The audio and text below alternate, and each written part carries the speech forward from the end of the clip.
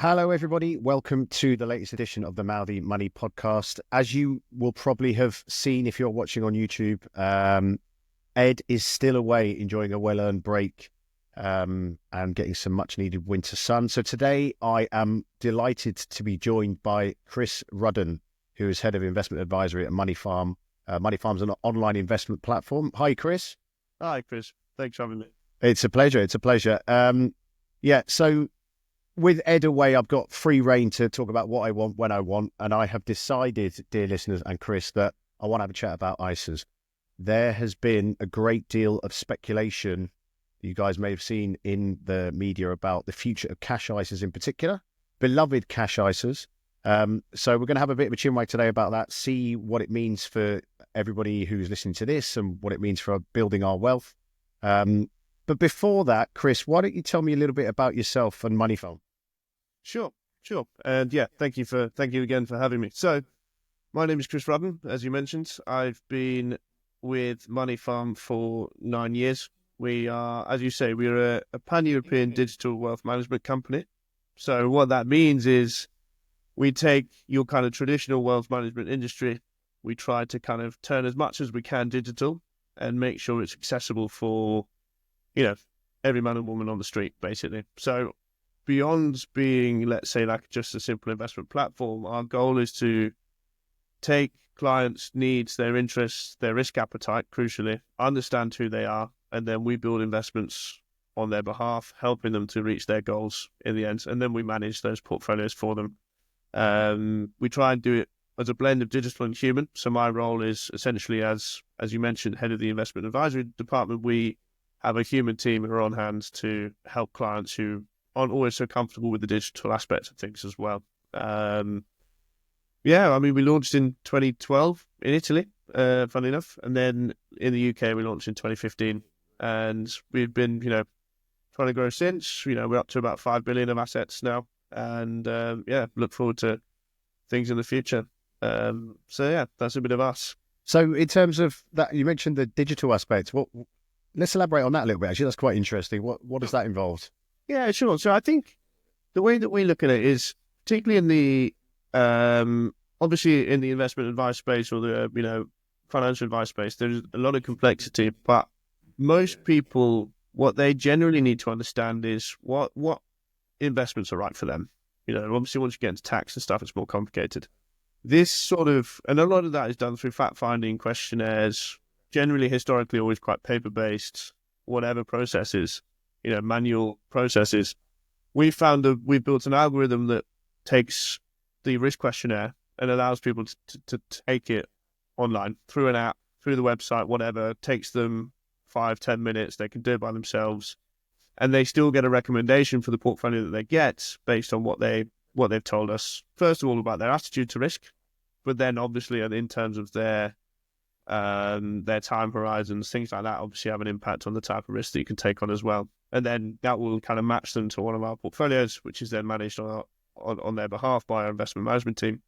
And they can then track it daily through the app, through the website, and they can then, reach out if they have any questions. We provide them lots of content, lots of information, just to make them feel at home, understand what's going on. And again, try and, digitize the interactions that they generally would have historically with a, 2-3% a year financial advisor, basically, is the idea. I see. Okay. Interesting. But you guys do the full gamut of ISAs and things like that, don't you? Cash ISAs, stocks and shares ISAs, those are they entryway products for your clients? Is that fair to say? It's a good question. I think for sure the ISA is our most popular product. Yeah.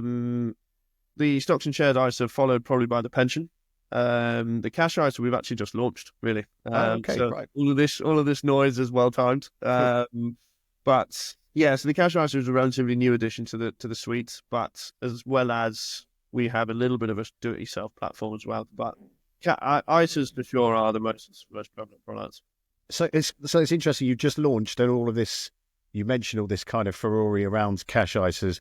There has been a great deal of speculation about the future of the cash ISA. I think, as I said at the top, much beloved cash ISA. I think, most people have them and understand them, but they may be under threat as the government is looking at potential ways to. I think it's encouraging people to invest more in kind of UK listed stock markets and some would argue as well, kind of redraw the tax boundaries around the wrapper. So to give a bit of a potted history for the listeners, they were introduced nearly 26 years ago by Gordon Brown, the Labour government at the time. He was the Chancellor. And back then, the ISA was split into two types. So it was a mini ISA and a maxi ISA. You could put £3,000 a year into your mini ISA, which was the cash equivalent at the time, and £7,000 into your maxi, which was the stocks and shares equivalent at the time, tax-free. And as we know, I think everybody listening to this will know, they quickly caught on. In 2008, they were revamped into cash and stocks and shares ISAs as we kind of know them today. And then in 2014, George Osborne, the then Chancellor, he decided that you could switch your allowance between the two. And then in 2017, it was raised to the £20,000 limit that it is today. And it's fair to say, as a rule, they've acted as a really good incentive or good structure to encourage people to save. So they've been a success. I was looking at some data, recent data that said in 2024, savers put a record £49.8 billion in cash ISAs alone. However, in the current high inflation environment, those cash savings may be losing money in real terms is often an argument that I hear. And so many argue we need to be doing more to help people shift towards stocks and shares to get better returns. And also because of that need, the government wanting to encourage us to invest in, home markets, as it were, and potentially looking at maybe shaving some tax revenue off it as well. There's all of a sudden this furore that's around us. So starting off, just thinking of the big picture for now, Chris, do you think as a nation, the UK is saving enough? So it's a good question. And I think part of this point is relevant in the whole conversation. I think the UK is saving well. I think the problem is the UK does love cash. Cash and property, actually, quite interestingly. But majoritively, cash is the go-to for most people. As you said, you mentioned last year it was 49 billion into cash ISAs. I think the total was 70 billion into ISAs. So you're talking about 5/7 more or less was in cash. And I think that is a problem. Well, it's seen as a problem in two ways. The government sees it in one way. I think for us, we see a problem in another way, in the sense that for people who are trying to save for their long-term goals, whether it's retirements, whether it's, properties further down the line, whether it's, sending a child to university, something like that, cash can be seen as a suboptimal saving solution, basically, just because mainly you're not going to get the same growth that you are going to get from a kind of a well-diversified investment option. And like you said, most of the time, in most periods, you're going to lose value versus inflation. And actually, you mentioned the start of the, 1999 as the start of the ISA. If you look at cash versus, let's say, investing over that period, it's crazy what the difference would have been since then. So I actually have a couple of stats for you here. Since the beginning of that, cash would have got you somewhere around 90% return, all in all, basically 91 kind of compounded through time. If you'd invest in the global markets, you're looking at about 653% return. Wow. So again, it's not just and that's kind of global markets, that's everything. So that's, if your goal is particularly around retirement, I think is the key one, not just through your pensions, but through other aspects or, further things down the line. I do think there is a problem where people do put too much in cash and not enough into other kind of investment options, which give them the best chance of reaching their goals in the future. Why do you think that is, Chris? What is it that, I speaking candidly from my point, I've worked in financial services comms for a while. And, I've done some campaigns to try and raise people's awareness of the fact that inflation can reduce inflation can impact the returns that you get on cash. You've outlined there in stark figures the difference between the two. My impression, and from speaking to the clients who I worked with at the time around this, is there's almost like we dubbed it investophobia. There's this kind of feeling that I'm going to lose money if I put money into the stock market, without the sense, or I could lose money, without kind of the sense being that actually you're going to lose money through inflation or through potentially lost returns if you don't invest. What do you think the reason is that kind of precludes people from doing that? It's a very good question. I think for me, investing in wealth management and everything is about trust. And I think there's just so little trust, particularly off the back of 08, 09, all of that sort of thing, that people just think that, like you say, it's a phobia. They think the people in the industry are out to get them. They think, all of these sort of things which put people off that world, which they probably also, for a lot of people, don't know or understand, and therefore fear it, and therefore won't trust it, and then therefore think, because they don't know, they think the other party is out to get them, and then that kind of is a bit of a spiral which stops people from doing that. And, when people say, well, you're losing money to inflation, they're like, yeah, but I know it's there. I know it's going to be there. I know I'll come back in 2 years, it'll be there. It'll be 5 years, it will still be there. I don't have to worry too much about it. And I think it's an educational point, I think, mostly. And I think that's the main thing. People would know it better, trust it better, understand it better. I think they would kind of, jump into it a bit more. And I think we're starting to see that, particularly in generations now where, even through social media and stuff, people are starting to get at least some light understanding of things. You're starting to see greater use of investment platforms and stuff. I think we're starting to get there, but particularly it's a slow mover. That 600%, and I don't know if you've got it there, but I presume that isn't in particularly risky assets either. That's the FTSE All World. So it is kind of equities, but it's a diversified equities index. Yeah. But it's not like they piled it into Bitcoin or something out of the ordinary. This is kind of the steady, workhorse of the global markets, right? Exactly like that. Yeah, exactly. Highly diversified, lots and lots of different companies, countries, all of that sort of stuff. So yeah, exactly. So at this point, I'll say, and we always do this, and don't be alarmed, Chris, that obviously this is not financial advice. No one on here is giving financial advice. We, usual disclaimer. If you do want to make important decisions around your money, then do seek the help of a financial advisor. But, we're giving our opinions here in terms of what we see and how we see it. So that's kind of all. So with that in mind, then, do you think the government is potentially striking the right balance between encouraging long-term investing and maintaining the attractiveness of the cash ISA? Because if we do need to deliver better financial outcomes by encouraging people to kind of go into the markets and take some of that cash off the sidelines, do you think something like this could help? It could help, but I don't know if it's necessarily what they're looking to get out of it. Right. Okay. So I think what they're looking to get out of it is less around individuals and their long-term aspirations and the chances of reaching it. I think what they're looking to think is, okay, we need to stimulate economic growth. We need to pump some money in the economy. We're pretty hamstrung. We've got super high debt levels in the government.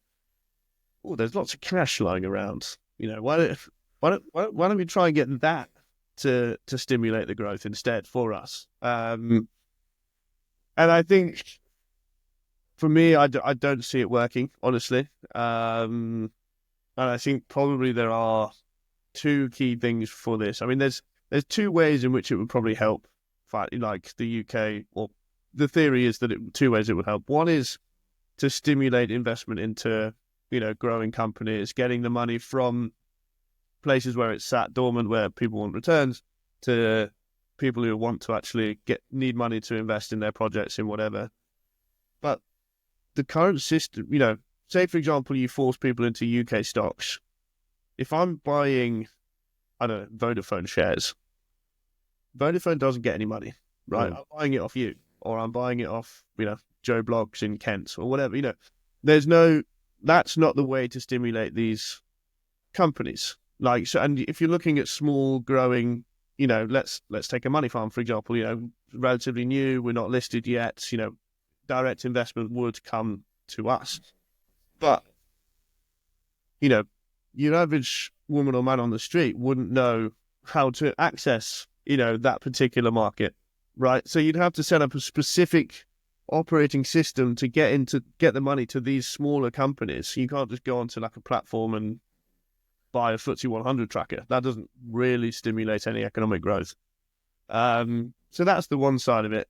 And I think you've seen it in the past. I think historically there was always the, tax breaks for rich people to invest in UK film, for example. Stuff like that does have an impact, but it's so direct, it's so small, it's aimed at a small market environment, number of people, and it helped boost the UK film industry. But just saying, well, we're going to take away your cash ISA allowance, you've got to invest in some UK stuff, leaving the line there, it doesn't work. You need to build the infrastructure for the money to get from savers to actually the right place. And that's, the level of plumbing they're probably not going to be willing to put into place because it takes a lot of time and effort.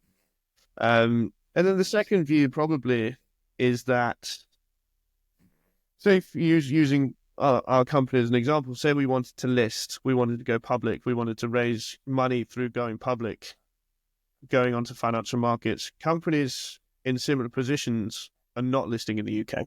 They're going overseas. They're going to the US predominantly because the value they can get for their company is much higher because there's much more liquidity in the system. There's much more money flowing around. So you could make the argument that, well, forcing people in like a Ponzi scheme style thing to funnel all their money into the UK markets at least will raise valuations up so that more people will list.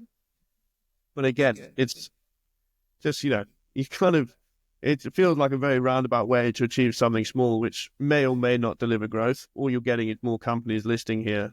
They're not necessarily moving here, they're just listing here. And again, it stimulates financial markets in some way, but I don't know if it achieves your goal of economic growth. And, if you wanted that, you could do other things like reducing stamp duty. So, yeah, it feels a bit like a fool's errand, in my opinion. Again, maybe going out on a limb a little bit here. We want real opinions, Chris. It's good to hear it. Well, exactly.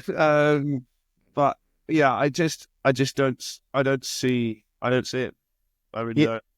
Your point about the plumbing is really interesting and one I hadn't considered. Are you referring to enterprise investment schemes? That might be a bit niche for some of our listeners. That stimulated the UK film industry a while ago, and people did directly invest in that because there were tax breaks, and that made it more attractive for people to do so. Yeah, I think that maybe does feel like quite an interesting line of inquiry in terms of thinking about whether or not we could set up plumbing to get money into areas that the UK feels is important, whether it be infrastructure products, future of AI, whatever your particular area of interest is. I think there could be, that does sound like a good idea to me. Yeah. Sorry. No. I was going to say, the problem with that is you suddenly, you've got these regimes set up, which, the government's forcing money into because, you can only put your money there and they control everything. You're rife for things like corruption and stuff as well, right? I mean, if you're literally forcing these things into these local governments, whatever, enterprise schemes, I don't know. There's drawbacks to all of these things. Practical challenges abound. Yeah, no, it's definitely not a straightforward situation. The other thing there was you mentioned the sort of the type of the makeup of the FTSE 100, and am I right in thinking it's often global? It's financial services firms, it's global energy providers, it's things like that who some might argue wouldn't potentially need that level of investment from in order to kind of boost their growth. And actually, does the money get to the right people is a really good point, kind of thing.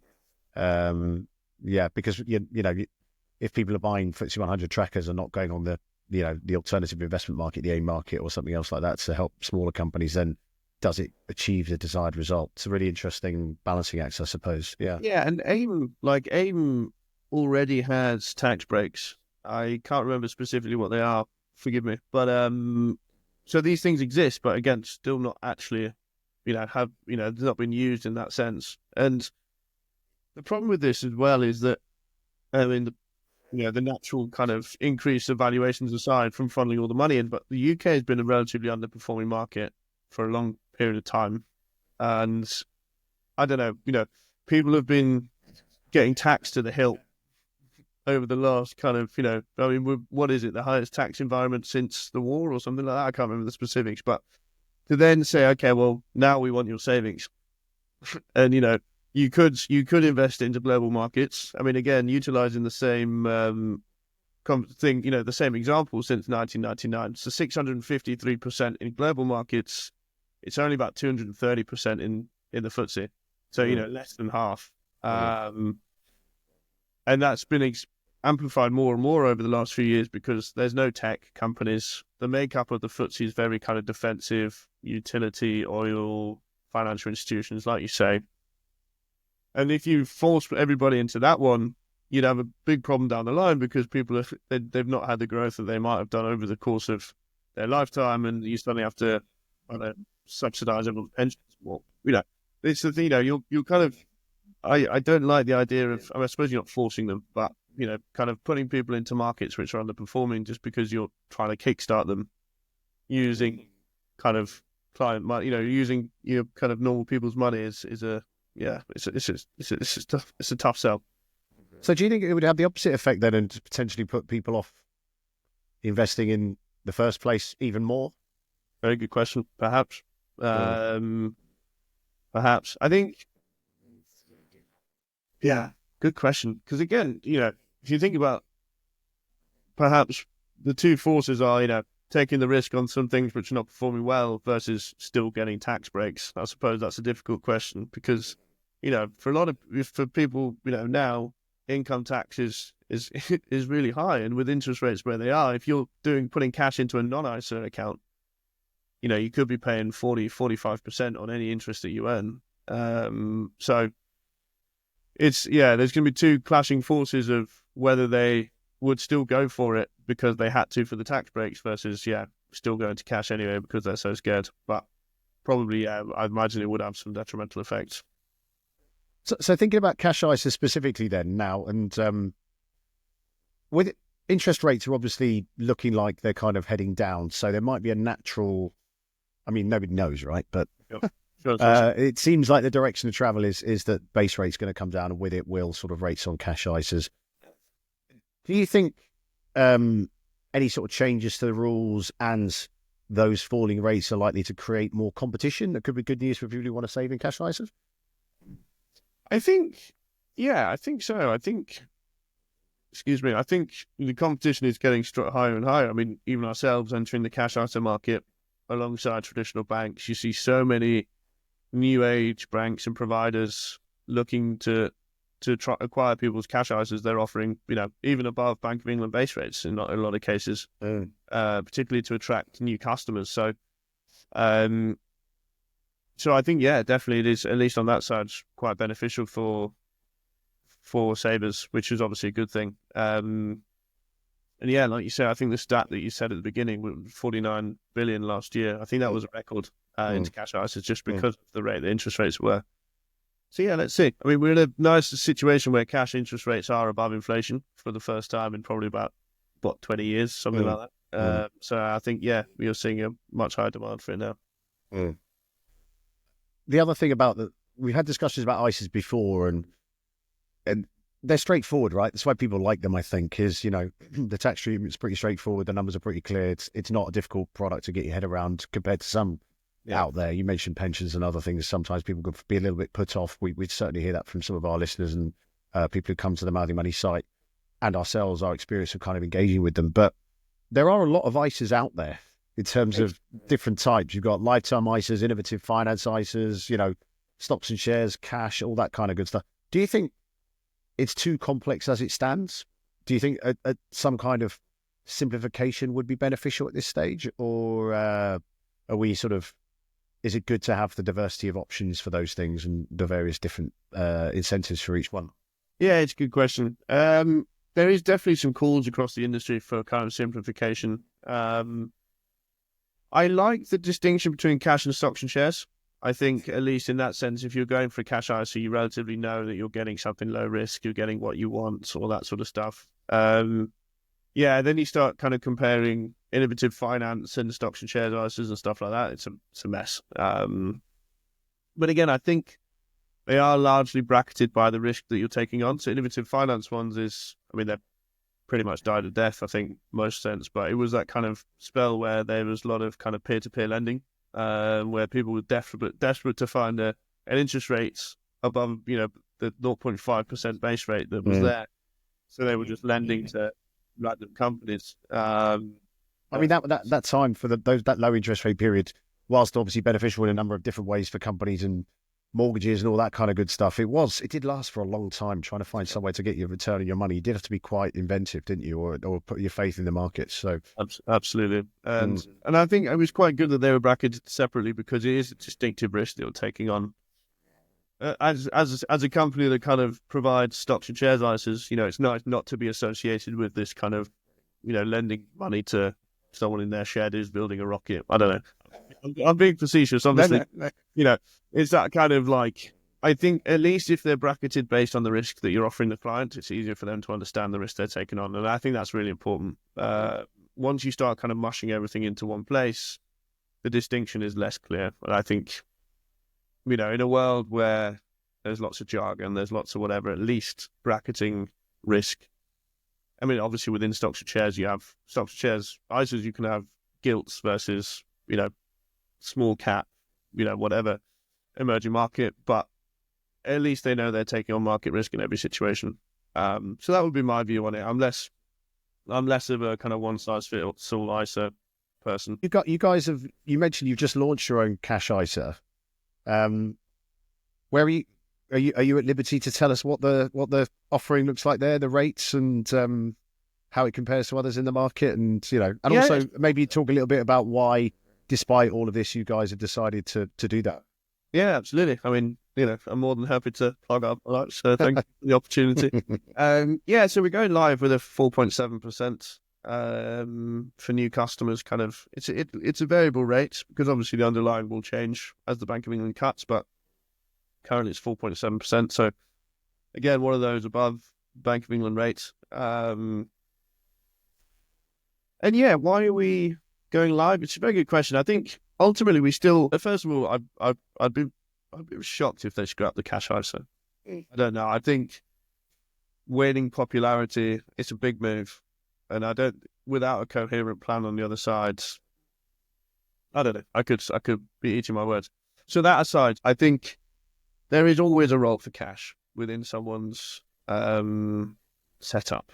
So if somebody had 10, 15 year time horizon on something, generally speaking, we wouldn't suggest cash as the option, or we wouldn't guide them to the cash option. But not everything is 10, 15 years down the line.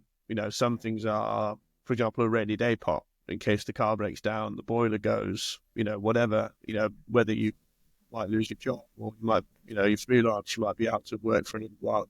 You need cash because generally speaking, the loose rule is anything less than, let's say, 1 to 2 years, you keep in very low risk. And I think everybody should have something in there. Then the stuff that's longer, you can start to take on the market risk because, as we all know, as I'm sure all your listeners are aware, markets go up and down through cycles. If you can sit through the cycles and let them do their thing, historically, that you'll come out looking pretty good on the other side. But what you don't want to be doing is catching yourself needing the money halfway through a cycle, which is a year and a half or something. Sorry, forgive me.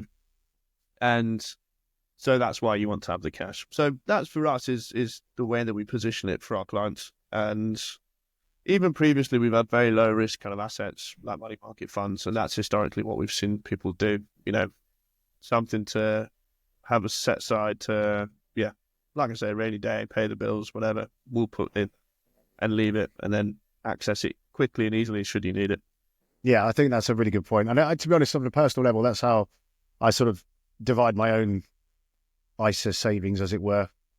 6 months worth of rainy day funds in a cash ISA were we to need it, and something major were to happen, and then the others a slightly longer term view. And I sort of take a 5-year view on it before I kind of do anything with it. And then obviously, like you say, you've got your pensions and other thing like that, which have longer horizons. The other thing which comes up quite regularly here when Ed and I are talking is junior ISAs, which obviously have quite a long time horizon on that as well. So it's dividing your attention. It's a good thought exercise I found personally to go through that. What would I need in immediately? What would I need in a year's time? What would I need in 5 years' time? And then what can I sort of put away and not worry about too much? So those different products help me to piece that journey together. And so the ones that I'm using them, so there's a kind of acceptance that they're right for me there, but they tend to at the moment it seems like they're going to kind of deliver the outcomes that I want. So so do you guys offer junior ISAs as well and all those other things? Yes. Yeah, okay. definitely. So the full universe. Yeah. Yeah, exactly. And like you say, for example, I have a 1-year-old son, and the idea of that money, because he obviously can't touch till he's 18. I mean, sometimes I wish that it was maybe 21 or 25. But the idea of that being sat in cash for 18 years is not something you want to think about. So, that's the sort of thing that you would invest in with a relatively high equity allocation, at least suited to my risk level. Exactly that. And I think, to your point, it's exactly that. That's the first conversation we have with all of our clients. The first question is, what are you saving for?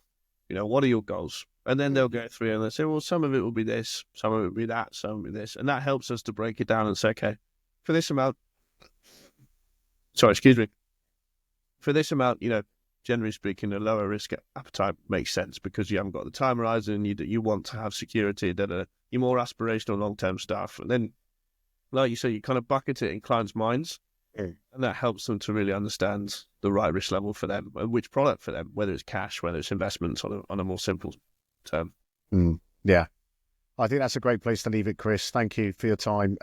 It will be really interesting to see what they do, if anything, with such a popular product that's obviously shown to have captured the attention of people and people have found easy to use. There's no doubt there is some sort of big strategic issues you talked about there before in terms of trying to get more external investment into the UK economy, frankly, and the companies within it. But, I, like you, would be somewhat surprised if cash ISAs ended up being too much in the crosshairs. There may be some tweaking, I think, but we'll wait and see. And obviously, Maddie Money listeners, if and when anything does happen, you'll be the first to hear about it here with us. So, Chris, thank you so much for your time again. Thank you. Ed will be back next week, so we'll see some proper presenting as opposed to my facsimile of that. And we also obviously do follow us on all the social channels, subscribe to the newsletter, and watch out for any more discussion on the website. Thank you, everyone, and goodbye. Goodbye. Don't forget to subscribe to the show on Spotify, Apple Podcast, or YouTube. You can also follow all our latest updates on TikTok, Instagram, or X. Finally, check out all our money stories on the Mouthy Money website and subscribe to our weekly newsletter for all the latest straight to your inbox. Thank you and goodbye.